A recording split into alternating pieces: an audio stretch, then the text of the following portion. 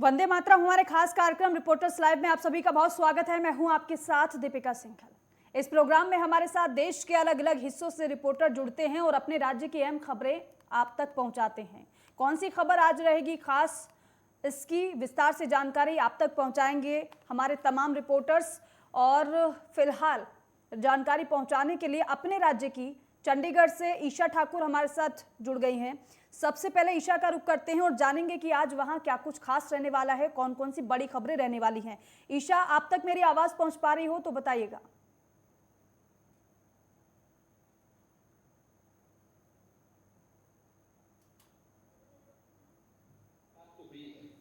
आज के इस अवसर पर जब हम लोग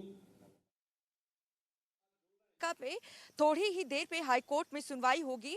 अगर हम मामले की बात करें तो जिस तरीके से कृषि संबंधी कानूनों के खिलाफ किसान आंदोलन चला था और पंजाब की धरती से ही आंदोलन चला था और पंजाब के ज्यादातर किसान दिल्ली की सीमाओं पर बैठे थे, उस दौरान एक बुजुर्ग महिला पर कंगना रनावत की तरफ से टिप्पणी की गई थी। उस टिप्पणी को लेकर जो बुजुर्ग महिला है उनकी तरफ से कोर्ट का रुख किया गया था और भटिंडा कोर्ट की तरफ से सम्मन जारी करके बाकायदा बॉलीवुड अभिनेत्री कंगना रनावत को हाजिर होने के आदेश यहां पर दिए गए हैं। ऐसे में उससे बचने के लिए कंगना रनावत की तरफ से हाईकोर्ट का रुख किया है। उनकी तरफ से टिप्पणी की गई थी और कहा गया था कि ये जो महिला हैं ये 100 रुपए लेकर हर आंदोलन में पहुंच जाती हैं। दरअसल सीएए के दौरान हमने देखा था कि बिल्किस बानो काफी छाई हुई थी, एक बुजुर्ग महिला, और कंगना रनावत की तरफ से उसका कंपेयर कहीं ना कहीं जो भटिंडा की महिला है उनसे किया गया। जब भटिंडा के कोर्ट में महिला ने रुख किया, बुजुर्ग महिला ने, तो उनका कहना है, उनकी तरफ से याचिका में कहा गया है कि मानसिक तौर से प्रताड़ित हुए हैं वो और समाज में भी कहीं ना कहीं उन्हें जो प्रताड़ित हैं वो हुई है, क्योंकि जिस तरीके के आरोप कंगना रनावत ने लगाए हैं कि 100 रुपए लेकर वो धरने पर बैठती हैं, तो ऐसे में कंगना रनावत को लेकर जो निचली अदालत है भटिंडा कोर्ट की, उनकी तरफ से सम्मन जारी कर उन्हें कोर्ट में पेश होने के आदेश दिए गए हैं। उससे बचने के लिए ही हाई कोर्ट का रुख किया है कंगना रनावत ने। अब देखना ये होगा थोड़ी ही देर में जब याचिका में सुनवाई होगी, क्या हाई कोर्ट से कंगना रनावत को राहत मिल पाती है या नहीं मिल पाती है। और इसी के साथ दूसरी बड़ी खबर की अगर हम बात करें, देखिए चंडीगढ़ पर पंजाब हरियाणा दोनों की तरफ से दावा किया जाता है और दोनों राज्यों की राजधानी चंडीगढ़ है और पंजाब की भी और हरियाणा की भी। लेकिन जयपुर में जिस तरीके से शनिवार को बैठक हुई, उस बैठक में केंद्रीय गृह मंत्री अमित शाह की तरफ से बकायदा ऐलान किया गया कि विधानसभा के लिए हरियाणा को अलग से जमीन चंडीगढ़ में ही दी जाएगी और हरियाणा सरकार की तरफ से ये मांग बीते कई सालों से की जा रही है। अगर हम बात करें हाई कोर्ट की, पंजाब हरियाणा हाई कोर्ट का ज्वाइंट हाई कोर्ट है पंजाब और हरियाणा का, तो ऐसे में अब ये मांग भी उठी है कि हरियाणा के लिए हाई कोर्ट अलग से बनना चाहिए। लेकिन यहाँ पर जब इस मांग को स्वीकार किया गया केंद्रीय गृह मंत्री की तरफ से, तो वहीं पंजाब के मुख्यमंत्री की अगर बात करें, उनकी तरफ से बयान जारी किया गया, ट्वीट करके ये कहा गया कि पंजाब को भी अलग से जमीन दी जाए। तो ऐसे में विपक्ष कहीं ना कहीं पंजाब में हमलावर हो चुका है पंजाब के मुख्यमंत्री पर कि एक तरफ तो आप विधानसभा।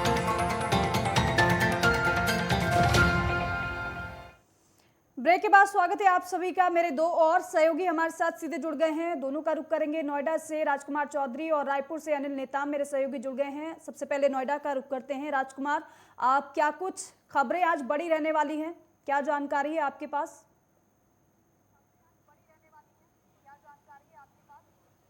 दीपिका, आज उत्तर प्रदेश कई मायनों में बहुत अहम होता हुआ दिखेगा जी, क्योंकि अजय टैनी जो केंद्रीय गृह मंत्री हैं, 22 साल पहले उन पे एक हत्या का मामला दर्ज हुआ था और उस मामले में आज सुनवाई होनी है। और इत्तेफाक की बात देखिए, बाप और बेटे की सुनवाई, क्योंकि उनके पुत्र जो हैं वो जेल में हैं और उनकी जमानत जो है उनकी जमानत के ऊपर आज सुनवाई होनी है। तो दोनों की सुनवाई आज विशेष अदालत जो विशेष बेंच है उसमें होगी लखनऊ में। उसके अलावा आज जो आजम खान हैं उनके बेटे अब्दुल्ला जो हैं, आज वो ईडी की जो विशेष बेंच है लखनऊ में उसके सामने पेश होंगे, क्योंकि वहाँ पे जो यूनिवर्सिटी बनी है रामपुर में, उसमें मनी लॉन्ड्रिंग के आरोप इनके परिवार के ऊपर लगे हैं और उसमें कहीं ना कहीं अब्दुल्ला जो विधायक हैं उनका भी कहीं से नाम आता हुआ दिखा है। उनको नोटिस जारी हुआ है, वो ईडी के सामने पेश होकर आज अपनी जो बात है वो रखेंगे। उसके अलावा मुख्यमंत्री योगी आदित्यनाथ का दौरा है जालौन का, उन्हें जालौन जाना है क्योंकि 16 तारीख को बुंदेलखंड जो एक्सप्रेस वे है उसका इनॉग्रेशन करने के लिए प्रधानमंत्री नरेंद्र मोदी उत्तर प्रदेश आएंगे। तो वहाँ की जो समीक्षा है, जो कार्यक्रम है, किस तरीके से कार्यक्रम होगा, कितना विकास का कार्य हुआ है और किस किस तरीके से उस कार्यक्रम को अंजाम दिया जाएगा, सुरक्षा की क्या व्यवस्था होगी, उसका लेकर प्री ट्रायल जो होगा उसकी समीक्षा करने का कार्यक्रम उत्तर प्रदेश के मुख्यमंत्री योगी आदित्यनाथ का है। तो वो कन्नौज में आज विचरण करते हुए कहीं दिखेंगे। उसके अलावा आज उत्तर प्रदेश से एक जो बहुत अहम जो खबर आती हुई दिख रही है, उत्तर प्रदेश में स्वास्थ्य विभाग ने एक दस्तक अभियान शुरू किया है, जो द्वारे जाकर, क्योंकि इस समय जो गर्मी का जो सीजन आता है उसमें कई तरह की जो बीमारियां हैं वो बीमारियां घर करती हैं और उससे कहीं ना कहीं लोग प्रभावित होते हैं। तो 16 तारीख से और 31 तारीख तक ये जो विशेष टीमें हैं स्वास्थ्य विभाग की, ये लोगों के घर के पास जाएंगी, जहाँ पे मलेरिया और तमाम तरह के जो छिड़काव हैं उन छिड़कावों की क्या पोजीशन है, स्वास्थ्य विभाग को क्या निर्देश देने हैं, इन सब जो मसले हैं, इन सब मसलों पर आज अहम गतिविधियां उत्तर प्रदेश में राजनीतिक गतिविधियां रहने वाली है। लेकिन सबसे बड़ा जो मसला आएगा वो सबसे बड़ा मसला केंद्रीय गृह राज्य मंत्री अजय टहनी और उनके बेटे पे जो सुनवाई होगी वो रहेगा। ठीक है राजकुमार, रायपुर का रुख करते हैं। अनिल नेताम मेरे सहयोगी हमारे साथ बने हुए हैं। अनिल, बताइए क्या खबरें आज? जी दीपिका, देखिए प्रदेश के मुख्य खबर जो है प्रदेश के मुख्यमंत्री भूपेश बघेल के साथ शुरू कर लेते हैं। आज मुख्यमंत्री भूपेश बघेल जो है अपने निवास कार्यालय पे ही रहेंगे, जहां पर जिनको मुख्यमंत्री जी से मिलने का समय दिया गया है वे उनसे मुलाकात कर पाएंगे। और इसी के साथ मुख्यमंत्री भूपेश बघेल का आज कहीं का दौरा नहीं है, वे आज अपने मुख्यमंत्री निवास पे ही रहेंगे। इसी के साथ दूसरी बड़ी खबर की बात करें दीपिका, तो प्रदेश महापौर एजाज ढेबर महापौर मोर दुआर कार्यक्रम के तहत हर एक वार्ड में जा रहे हैं। जैसे कि प्रतिदिन 2 वार्ड में जाकर शिविर का आयोजन करते हैं मोर महापौर मोर वार्ड के तहत। इसी कड़ी पे आज भी जो है महापौर जो है 2 वार्ड में जाएंगे, जहां पर लोगों की समस्याओं से रूबरू होंगे और उनकी समस्याओं को निराकरण के लिए वे निर्देश भी देंगे और निराकरण भी उनके होते हैं, जल्द ही उनकी निराकरण भी किया जाता है। जैसे कि पानी, बिजली, जो मूलभूत सुविधाएं हैं, जाति निवास का जो समस्याएं आ रही हैं, खासकर अब जैसे कि स्कूल स्टार्ट हुए हैं तो इन तरह के जो समस्या है उनका तुरंत निराकरण भी वहाँ पर किया जा रहा है। बात वहीं तीसरी बड़ी खबर की कर ले तो प्रदेश में जो है कोरोना के कहर जो है लगातार बढ़ते जा रहा है। पिछले 24 घंटे की बात करें तो 110 केसेज जो है सामने आए हैं, जो कि काफी अधिक केस जो है राजधानी रायपुर और दुर्ग से सामने आ रहे हैं, जो कि काफी चिंताजनक है। घनी आबादी जो क्षेत्र होते हैं वहां पर जो है कोरोना के केसेज जो है काफी अधिक मात्रा में सामने आ रहे हैं। क्योंकि देहरादून का भी रुख करना है, ज्ञानेंद्र हमारे साथ जुड़ गए हैं। ज्ञानेंद्र, बताइए क्या कुछ आज बड़ी खबरें रहने वाली हैं उत्तराखंड के लिए आज से?